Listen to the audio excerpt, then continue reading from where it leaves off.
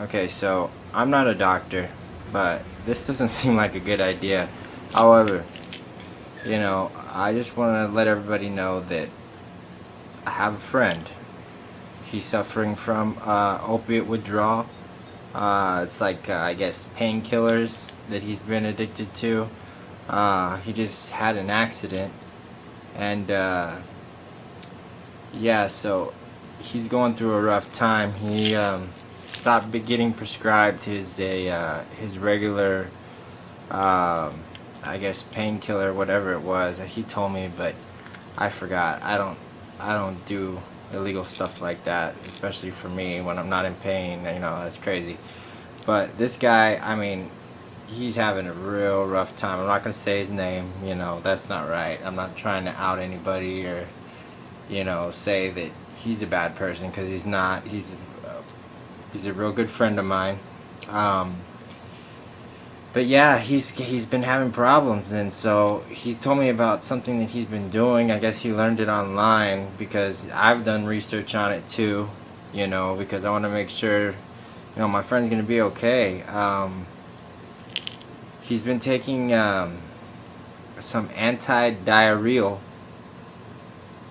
medication or diarrhea, and he claims that Loperamide, which is the chemical or active ingredient of most, like Imodium, what else? I guess any over-the-counter. I'm sure there are others with different active ingredients, but Loperamide is, according to Wikipedia, considered an opiate. And I got a bottle here, just something I found in our medicine cabinet. I'm sure it's in your kids' medicine cabinet or in your medicine cabinet. I don't know if you could see that. It says Loperamide 2 milligrams. So let me show you what these things look like, so you know. Like I said, I don't recommend doing this for opiate withdrawals. He's claiming that he's taking around 50 of them. I know, that sounds crazy, but he's taking 50 of them. Now, I thought he was going to kill himself, honestly, but I started researching it, and I found that there's other people that are using this as a way to kick the habit. These are what the pills look like. I don't know if you can see them. They're just 2 teeny pills. They're 2 milligrams each, and mine is the over-the-counter Walgreens version.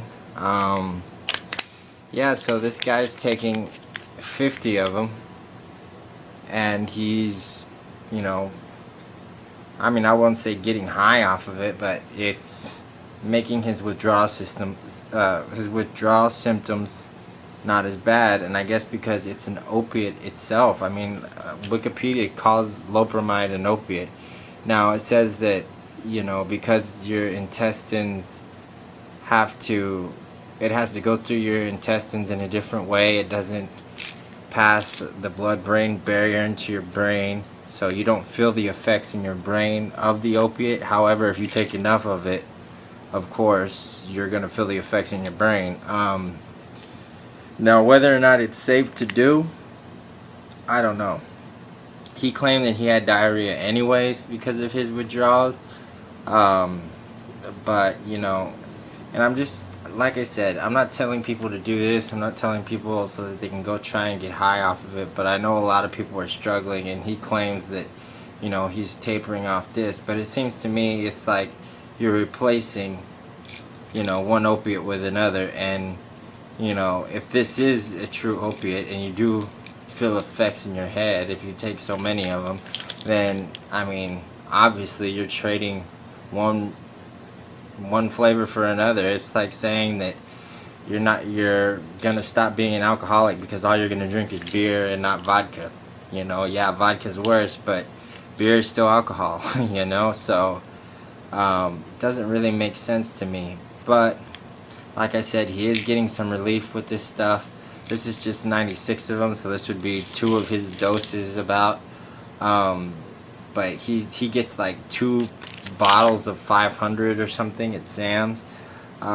Which really worries me. You know, I don't know how much he's taking, and I'm sure there's other issues. I mean, it just seems like there could be other issues that come out of this, because it is for diarrhea, you know, so you can get like blockage in your intestines, you know, and for all the people that are trying to get off of a hardcore opiate like heroin, for example, or Oxycontin, or something serious like that, I mean, I don't know. I mean, it's still an opiate, and you're still messing yourself up. And whether or not it's better than methadone, I couldn't say. But at least, you know,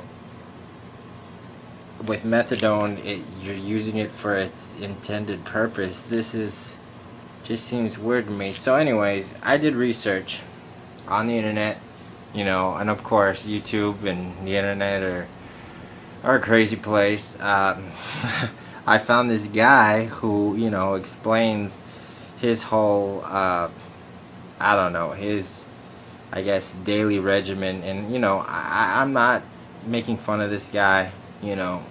I'm not saying that he doesn't have a problem and that he's not trying a different alternative, thinking outside the box. That's wonderful.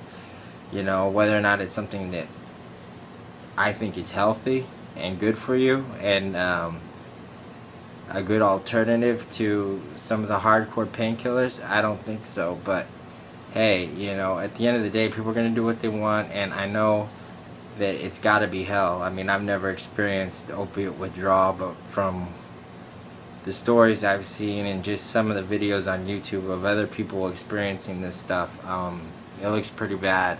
You know, it looks like they got the flu. Anything they do has, you know, pain associated with it, because they're not on opiates anymore. People try that kratom or whatever, that herb, you know, and it's just because it affects opiate receptors in your brain. It's not an opiate. So I mean, I guess that would, if it were me, I would say that's a better alternative, because at least it's, you know, not an opiate. And you really shouldn't replace one poison for another, especially one that's has such an addictive composition, I guess you could say, because anything that makes your, you know, I don't know what to call them, your pleasure sensors in your brain go off, in the long term is a bad idea. You know that eventually that stuff is just gonna dull you out and not gonna work as well anymore. You're gonna have to take more of it. You're gonna develop some type of physical and mental dependence on this stuff. So you really gotta be careful with what you're trading for, the, you know, what you're replacing and what you're taking, because obviously, you know, they're all probably just as bad for you. Now, I don't know about this Imodium trick. You know, there's other things involved, like drinking grape juice and, you know, other things. But I'm going to show you this guy's video. You know, he probably explains it better than I do. Now, he talks really fast, but he has a lot of problems, and he's really sick as well, and probably was prescribed painkillers in a legal manner, you know. And that's the thing, you know, this stuff happens by, you know, doctors just writing prescriptions for, you know, all kinds of problems. And really, you know, this is what happens. You get addicted, and, you know, they try to taper you off of them, and people don't do so well with that and turn to maybe even harder drugs that they can find on the street. Oxycontin, heroin, they call Oxycontin hillbilly heroin around here. So it's definitely something that can just put you on a downhill path pretty quickly. So it's probably best to stay away from this stuff, you know, in the first place. Your doctor tries to give you painkillers, tries to give you an opiate of some kind, even your dentist for a tooth problem, you know. It's probably best that you only take them in emergency situations. Now, of course, they're prescribing it because they know this, but does everybody? I mean, doctors write dosages, write milligrams and what you need, and the pharmacist just fills them and asks you if you have any questions, you know. really, do we ask the right questions is what I want to know, and what everyone should want to know. But anyways, let me show you what this guy has to say. This is how, you know, I did a little more research about it. You know, I really want to help my friend, and you know, I just don't think that this is a good solution for him or anybody. But like I said, I am not going through opiate withdrawal. I hear it's hell, you know, and I hear that even the smallest amount of relief is better than none. And you know, maybe it is a good choice for some people, but you know, I would use caution if you were trying to do it, because like I said, you're just replacing one opiate for another, and it's still an opiate, so it's still addictive, and it could cause even more problems because you have to take so much of the stuff. I mean, the recommended dosage for Loperamide is, for the diarrhea, is, let's see, adults and children 12 years and over, 2 caplets after the first loose stool, 1 caplet after each subsequent loose stool, but no more than 4 caplets in 24 hours. Okay, he's taking 50 milligrams. That's 25 pills of this stuff right here. 25 pills. No, 50 pills.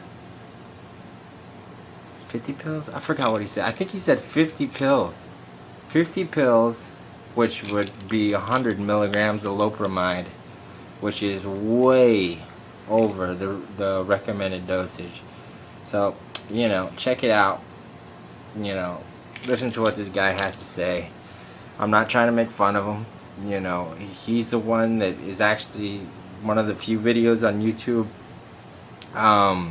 actually talking about this subject. I mean, a lot of people document the withdrawal journey or whatever, but this guy is actually trying to help addicts, you know, and people that are trying to stop, you know, and that's what I want to try to do, because I think this is a big problem, especially for my friend, because, you know, I think he's reached rock bottom, and you know, there's only so much I can help him with, because I know, you know, how low a drug addict can get. I work overnight, and I see some from time to time, drug addicts that is, and you know, they'll steal from their mother, you know, they'll steal from anybody and anybody just to, you know, get their next fix. So anyways, let me show you what this guy has to say. Check out his video, and I guess that'll be that. So there you go. I'll just put kind of the important stuff. He rambles a lot, he talks really fast, so check him out. Boom. Now, I need to focus in on it. I need to focus in on it. I forgot. I wouldn't recommend anything like 20, although some people have said, you know, they can take that when they're, you know, on the high doses of whatever, blah blah blah. Let me see if I can get this focused in just right. You know, maybe I can do something with this. Maybe I should just go ahead and try. Oh,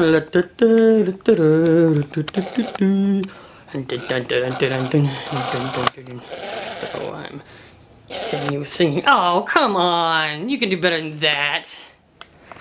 Camera. Alright, here we go. Yay! There we go. That is Robitussin. That's what it looks like.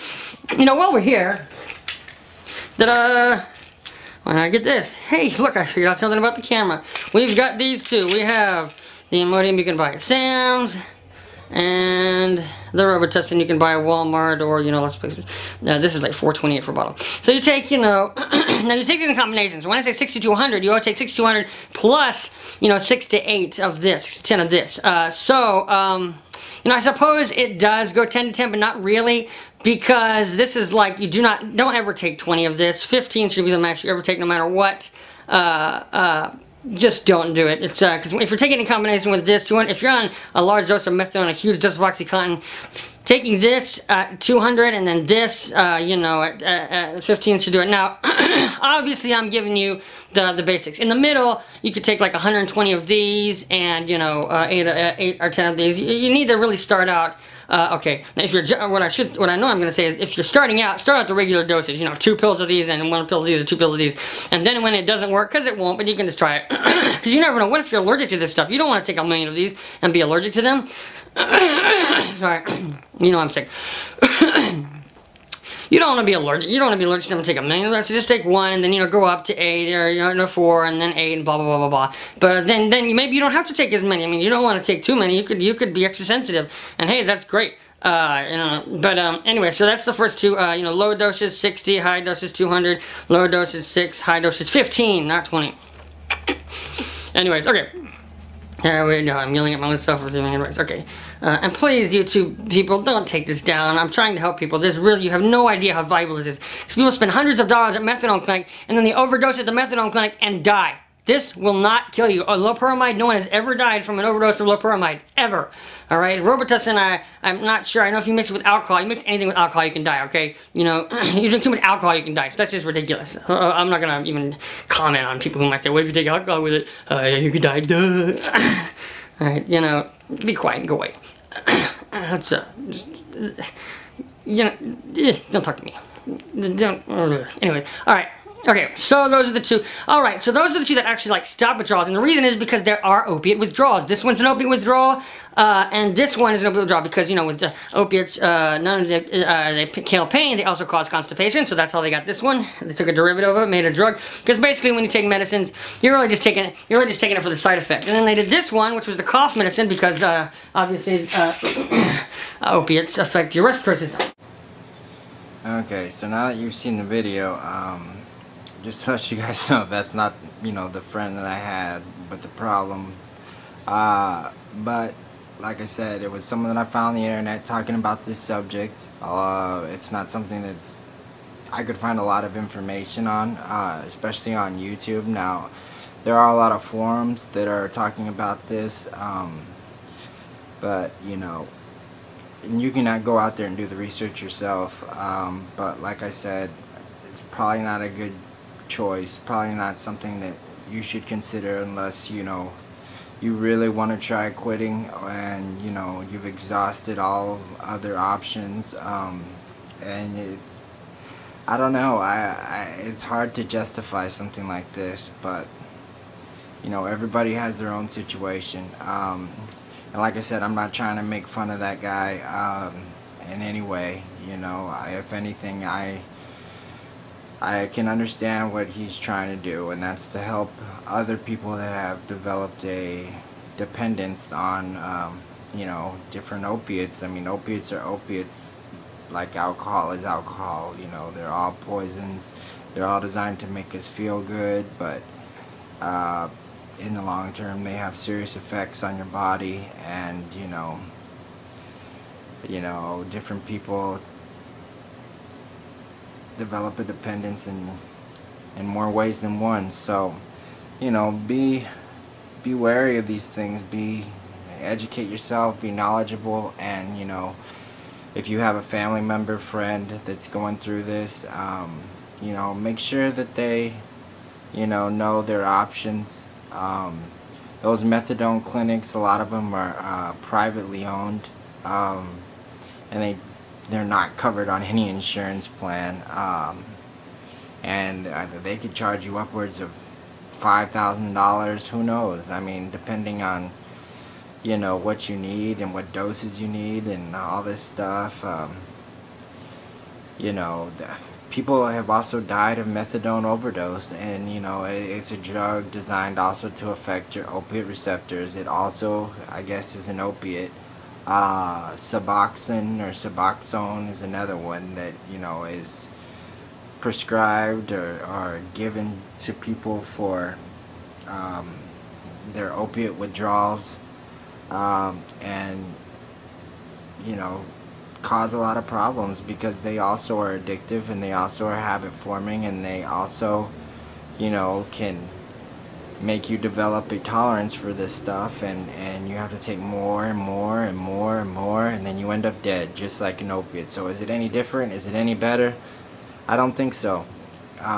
You know, like with nicotine or even alcohol or any other addiction that you may have, you know, the best option is just to stop. If you have a friend or family member that is addicted, you want advice from me, you want something that I would recommend you follow, that's stop cold turkey.